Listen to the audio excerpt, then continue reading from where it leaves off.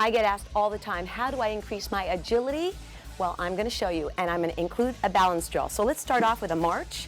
You're just going to march 4 times there and 4 times side. So listen to the pattern. It is up and down twice, and then turn your body twice. So that way you're challenging a little bit different perspective on each one. So then what you want to do is you want to take up the speed.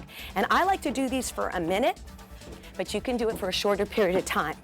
Now the best time to challenge your balance is after agility or something intense. So I'm going to do this a couple more seconds.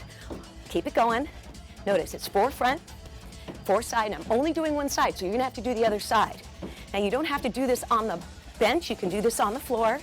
One more time, then I'm going to step up right away on the bar, find your balance, and work your balance. It is much harder to work your balance after a hard cardio. You're going to focus on your foot. You've got that little incline on the Achilles, so it's challenging. Take a nice deep breath in. Whew. Do the other side. Until next time.